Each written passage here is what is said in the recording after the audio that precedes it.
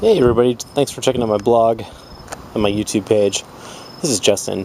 So there's a lot of videos out there about harvesting black walnuts, but pretty much all of those videos are constructed by somebody who lives on like a large piece of land, and they have all sorts of crazy machinery to get through them, through the husks, and to a preservation point.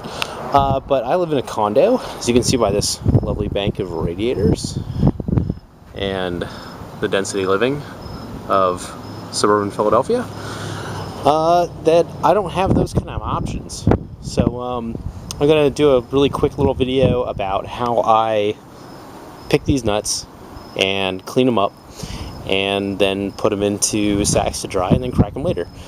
So first step is pick some black walnuts. I use just these cheap plastic pretzel buckets. They work out pretty great for just storing these things, and it's actually going to have a multi-purpose in this video, which I'll show you later.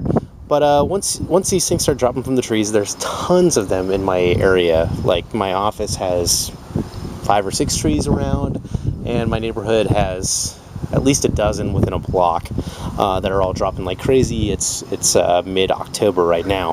So anyway, this is kind of what you're looking at. This is a black walnut.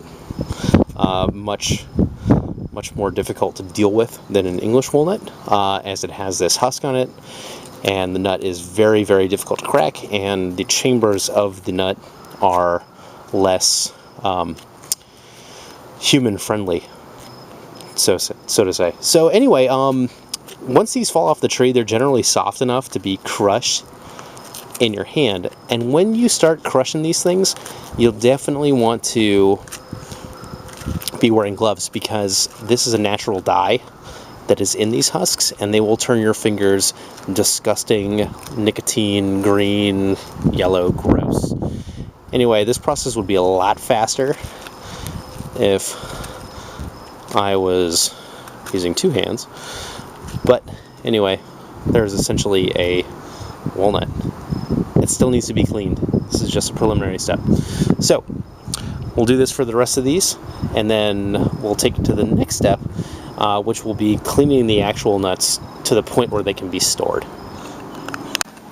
Okay, so I cleaned up those nuts that I picked, pulled all the husks off. They're gross. They smell pretty gross. A lot of them will have little like white worms in them, which makes it, a little bit gross of a task on top of the already skin staining grossness. Anyway, I'm doing a really small batch. You kind of see, maybe 15 or so walnuts here, and I'll be cleaning them up here in a minute. And I really like these barrels because they're plastic, they're durable, you can fill them up with a fair amount of these black walnuts after you've cleaned them, and then a little bit of gravel, and fill them with water, and then just roll and shake the crap out of them. But the main goal of this video is to show you that, because you don't live on a farm, and because you may not have access to a cement mixer or a corn huller or whatever, doesn't mean that you can't walk around your neighborhood, pick these nuts, cure them, crack them, and then cook and bake with them, or turn them into oil, whatever you like. So yeah, here comes the cleaning step.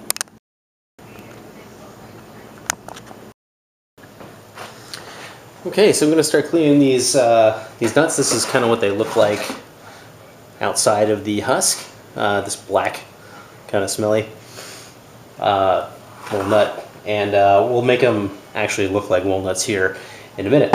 First step is fill this jug up with water, and you'll want to keep your gloves on the whole time, because like I said, it'll turn your fingers like the grossest of nicotine, green, yellow nastiness that you have ever seen, and it won't go away for like a week. The last time I did this, about 2 weeks ago, there were little holes in the gloves that I had, and that seeped right in. So I had green thumbs and a nice yellow-green middle finger. So I guess that could be useful, But that's your call. Anyway, fill this up with water for the most of the way. You can put gravel in these barrels. You can also use the walnuts to your advantage, as they are quite rigid, and they have the sides that you'll need to rotate this thing to scrape the grossness of the hull off of the nut before you go to store them. So first step is shake them up. Make sure the lid's on tight. Mine is not.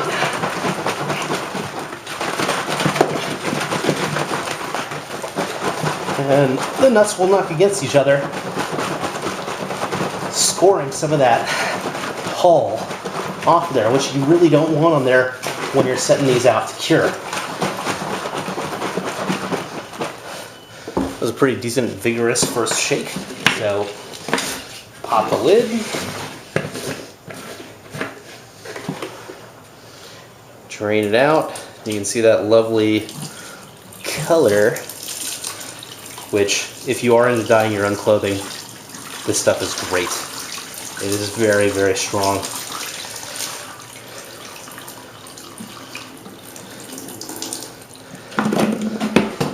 They're still looking pretty crappy. So, need probably 2 or 3 more runs like this before we can get them to a place where we want to take out our wire brush and scrape the remainder of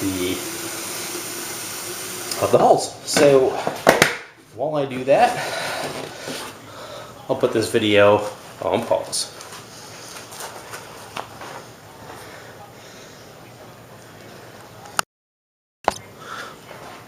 Okay, so I've run these through about 3 cycles in the plastic tub, and now they look a little bit less meaty gross.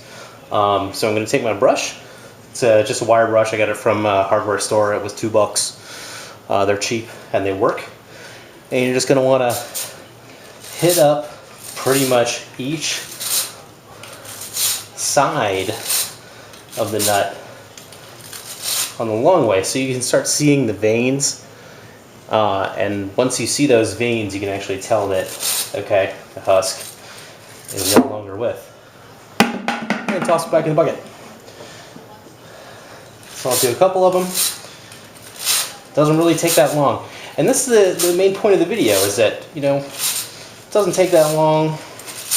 If you're like me and for some reason this is more appealing to you time-wise than going to the grocery store and buying some English walnuts, because you can buy them, even though I don't really have a lot of time. It's just, you know, on the weekends I like doing food projects, and with all these nuts this season, why not take advantage, be humbled by the food that grows in your neighborhood, and give it a little bit of your time.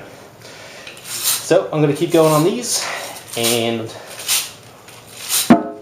we'll work on the next step, which is actually doing the final rinse and then the curing.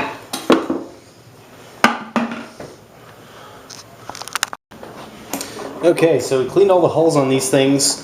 This is doing the final rinse here. You'll still see the lovely dyeing color. And actually my gloves had holes in them again, so you can see what that does to your fingers. And it's going to be there for a week. And I have to explain it to my wife again. Anyway, just doing a couple swishes of clean water. Pull them out. We have more walnut-looking nuts than we did when we started. That's not the best example. Yeah, that looks a little bit better. That's kind of what we're after. So, once they're all clean, I save onion sacks because they're great for drying and preserving. So we'll need to grab a nice little ventilated piece of plastic. Pile up our nuts in here.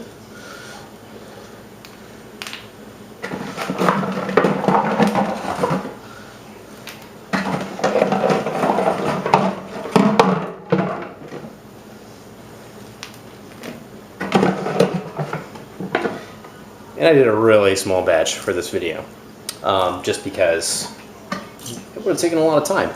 And I've already got a fair amount of these things hanging and curing in my laundry room. And I'll give you a very brief tour of my place, which will be very brief. And to the point of this video, which is, hey, you live in the city or whatever, you see these things flying around, you can do something with them and turn them into food.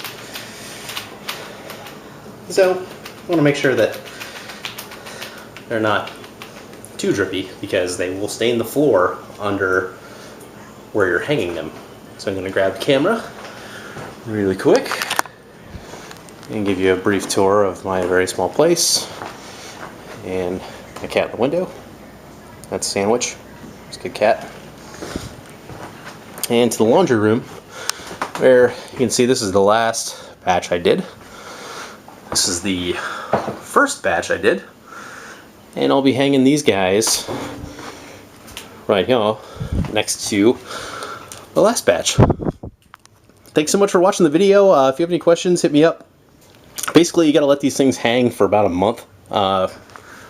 This is a pretty good example right now, and you can actually see there's a couple shagbark hickory nuts there on the top that are also curing.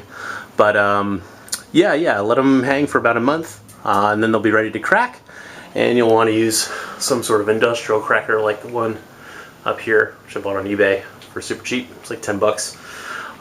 Because these things are a serious pain to get into. Thanks so much again for watching my videos and subscribing to my channel. Check out my blog. You guys are great. Thanks. Bye.